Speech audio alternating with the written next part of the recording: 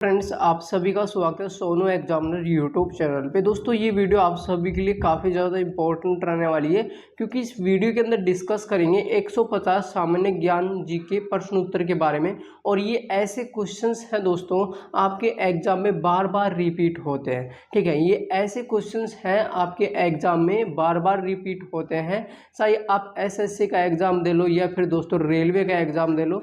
अगर रिसेंटली की हम बात करते हैं, रेलवे ग्रुप डी 2025 वाली वैकेंसी का एग्जाम कंडक्ट करवाएगा रेलवे दिसंबर में। ठीक है, तो इसके एग्जाम में अगर हम बात करें इन 150 क्वेश्चन में से 3 से 4 क्वेश्चन लगभग दोस्तों हर शिफ्ट में देखने को मिलेंगे। ठीक है, और ये क्वेश्चंस ऐसे हैं आपके एग्जाम में बार बार रिपीट होते हैं। और ये क्वेश्चंस मैंने कहाँ से उठाए थे, ठीक है, इसके बारे में आगे चल करके हम बढ़िया तरीके से डिस्कस करेंगे वीडियो के अंदर। तो सभी दोस्त वीडियो के लास्ट तक जरूर बने रहेंगे। अगर चैनल के ऊपर पहली बार तो चैनल को जरूर सब्सक्राइब करके बेल आइकन को प्रेस कर लेना, जिससे कि आप सभी दोस्तों को अपने इस चैनल के माध्यम से जीके को लेकर के इम्पोर्टेंट जो क्वेश्चंस हैं वो समय समय पर आपको मिलते रहे। कहने का मतलब जो प्रीवियस पेपरों में आपके जीके का जो कंटेंट है, प्रीवियस पेपर आपके हो गए हैं, जैसे कि SSC MTS, SSC CGL, CHSL की अगर हम बात करें, ठीक है, 2024 में वैकेंसी का एग्जाम हुआ था। रेलवे एनटीपीसी 2025 में एग्जाम हुआ था। रेलवे ग्रुप डी 2025 वाली वैकेंसी का एग्जाम होने वाला है, तो इसके एग्जाम में यहाँ से क्वेश्चंस रिपीट होने की संभावना है। ठीक है, यानी कि रेलवे ग्रुप डी 2018 का एग्जाम हुआ था, उसमें जो क्वेश्चंस आए ना, इन वैकेंसियों में जो क्वेश्चंस बार बार रिपीट हुए हैं, उन्हीं क्वेश्चंस को मैंने इस पीडीएफ के अंदर इंक्लूड किया बढ़िया तरीके से। ठीक है, अब देखो इस पीडीएफ की सबसे पहले विशेषता जान लेते हैं कि इस पीडीएफ में क्या क्या मैंने इंक्लूड कर रखा है और किस टाइप के क्वेश्चंस आपको देखने को मिलेंगे। तो पहली बात तो ये है कि 150 इस पीडीएफ के अंदर क्वेश्चंस हैं। 150 में से 50 क्वेश्चंस ऐसे हैं जिनकी दोस्तों थ्योरी सहित आपको मिलेगा, यानी कि 50 क्वेश्चन तो हैं ही, प्लस इनकी थ्योरी इंक्लूड कर रखी है। और थ्योरी की अगर हम बात करें, एक क्वेश्चन की थ्योरी एक पेज में दोस्तों कन्वर्ट की गई है, यानी कि एक पर्सन की जो थ्योरी है एक पेज में दोस्तों इंक्लूड कर रखी है। अगर हम बात करें पीपीटी के अंदर दोस्तों 100 क्वेश्चन, सॉरी क्षमा करना, 100 पेज की पीडीएफ है, यानी कि 100 पेज की पीडीएफ है दोस्तों।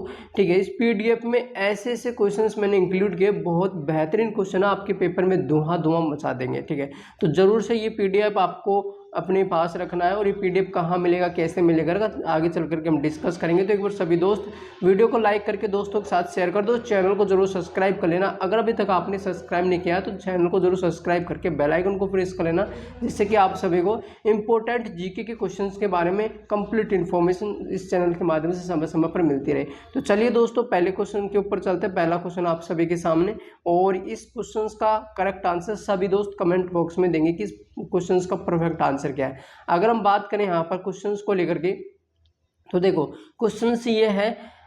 पहला क्वेश्चन, ब्रह्मांड में सबसे बड़ा ग्रह कौन सा है, यानी कि ब्रह्मांड में सबसे बड़ा ग्रह का नाम पूछा गया है उस क्वेश्चन में कि सबसे बड़ा ग्रह कौन सा है। तो इसका परफेक्ट आंसर होगा ऑप्शन नंबर यानी कि सी, बृहस्पति। बृहस्पति जो ग्रह है, यानी कि बृहस्पति ग्रह है, ये सबसे बड़ा ग्रह है, यानी कि ग्रहों के समूह में सबसे बड़ा जो ग्रह है दोस्तों वो बृहस्पति। चलिए अब नेक्स्ट क्वेश्चन पे चलते हैं। नेक्स्ट क्वेश्चन आप सभी के सामने। अब ये क्वेश्चन ऐसा क्वेश्चन है दोस्तों, हर वैकेंसी के एग्जाम में आता है और यानी कि बार बार रिपीट होता है, काफ़ी शिफ्टों में दोस्तों बार बार रिपीट हुआ है।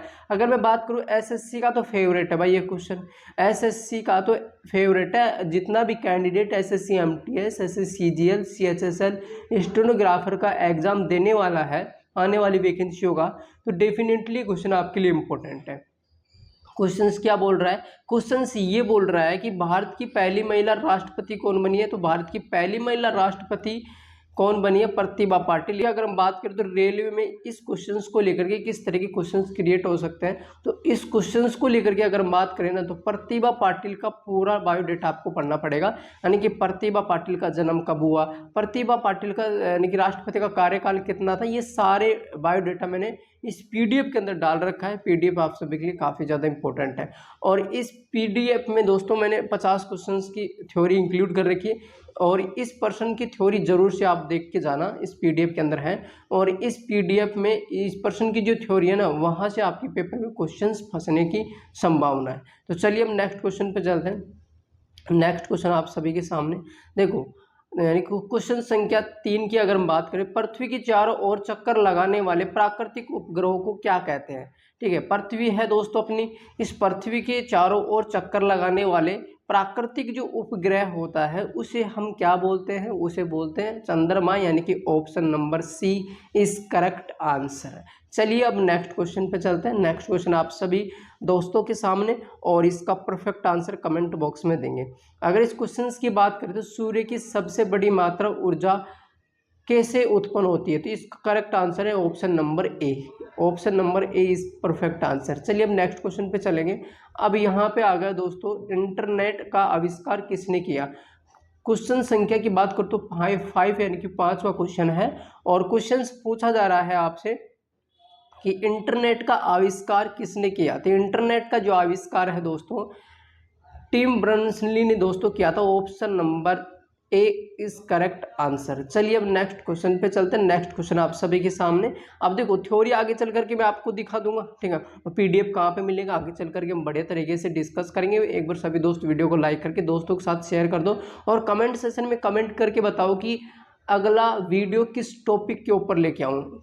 ठीक है, इस चैनल के ऊपर आपको ट्रिक भी देखने को मिलेंगे। देखो अगर हम बात करें, नदियों के ऊपर मैंने ट्रिक बना रखी है, यानी कि कंट्री और उनकी मुद्रा होती है, यानी कि करेंसी के ऊपर मैंने ट्रिक बना रखी है। यानी कि अगर बात करें महासागरों के ऊपर मैंने ट्रिक बना रखी है। तो चैनल के ऊपर बहुत सारी टॉपिकों को लेकर के ट्रिक से याद कैसे करें, इसकी कंप्लीट डिटेल मैंने दे रखी है। चैनल के ऊपर बहुत सारी वीडियो पड़ी है, जाकर के पिछली वीडियो को आप देखो। ठीक है, प्लेलिस्ट पे बना रखी है, प्लेलिस्ट में भी सारी वीडियो आपको मिल जाएंगी।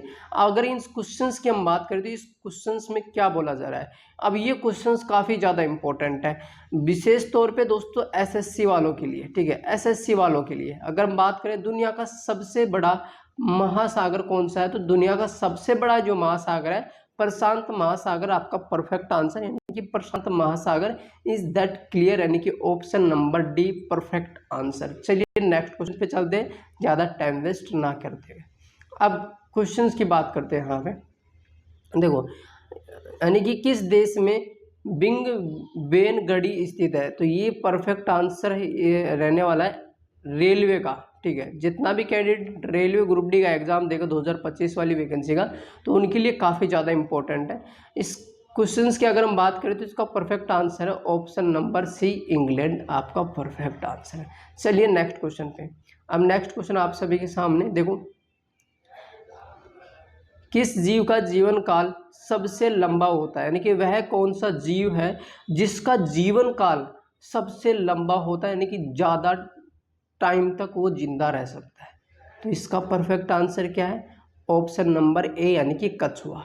कछुआ एक ऐसा जीव है दोस्तों, काफ़ी टाइम समय तक दोस्तों ये जिंदा रह सकता है। बाकी जितने भी जीव हैं वो दोस्तों अपने जीवन काल को लेकर के अगर डिस्कस करें तो ज़्यादा टाइम तक वो जिंदा नहीं रह सकते। ठीक है, तितली को देख लो भाई, तितली तो दोस्तों अगर बात करें तो 1-2 दिन में टपकने वाली हो सकती है। गिलहरी की बात करो तो ये भी ज़्यादा टाइम तक जिंदा नहीं रह सकती। हाथी की बात कर लो तो ये भी ज़्यादा टाइम तक जिंदा नहीं रह सकता।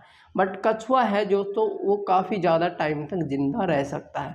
ठीक है, अब चलिए नेक्स्ट क्वेश्चन पे चलते हैं। नेक्स्ट क्वेश्चन आप सभी के सामने, बताओ इसका परफेक्ट आंसर क्या है।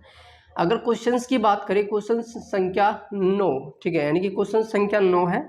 और क्वेश्चंस की अगर हम बात करें, क्वेश्चंस क्या बोला जा रहा है पेपर में, यानी कि आपका एग्जामिनर इस क्वेश्चंस की अगर मैं बात करूँ ना, तो एसएससी में 2 बार रिपीट हुआ है।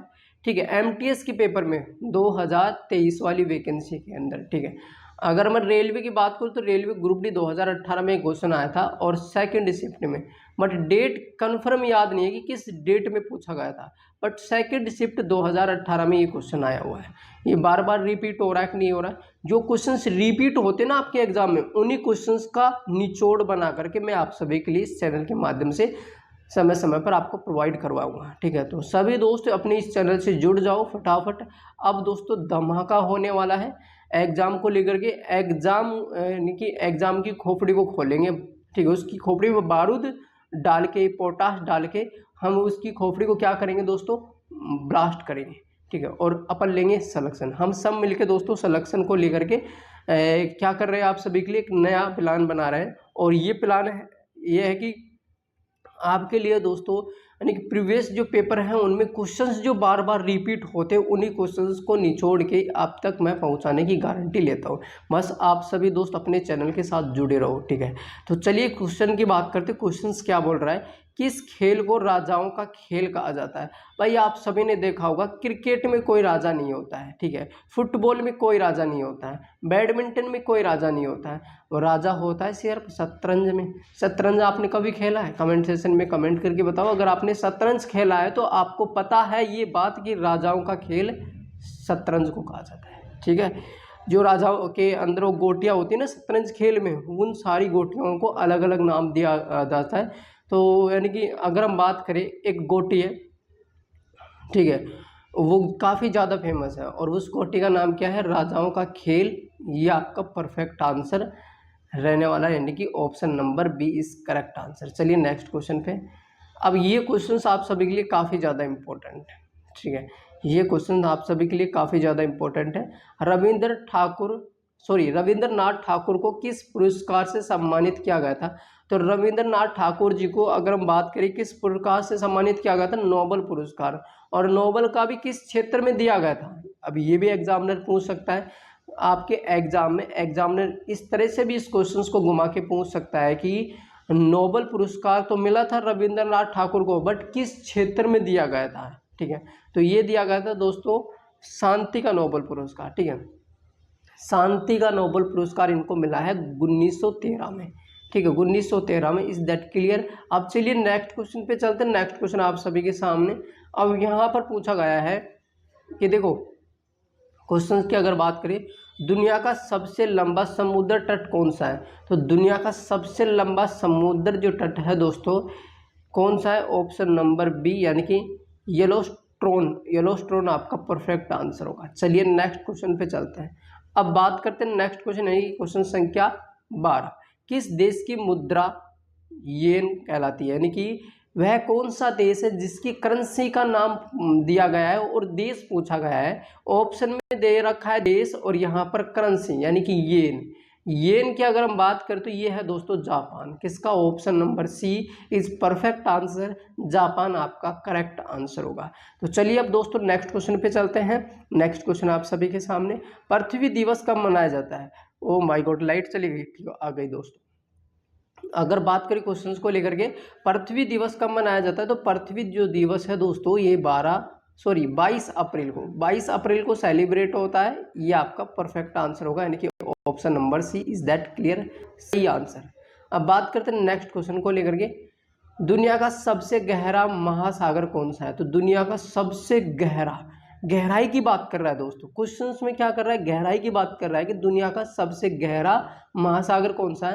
तो ये आपका परफेक्ट आंसर होगा दोस्तों प्रशांत महासागर। गलत नहीं होगा, ये भी नहीं होगा, ये भी नहीं होगा, ऑप्शन नंबर अंटार्कटिक महासागर आपका परफेक्ट है। इज दैट क्लियर, ठीक है। अब अगर हम बात करें नेक्स्ट क्वेश्चन को लेकर के, तो नेक्स्ट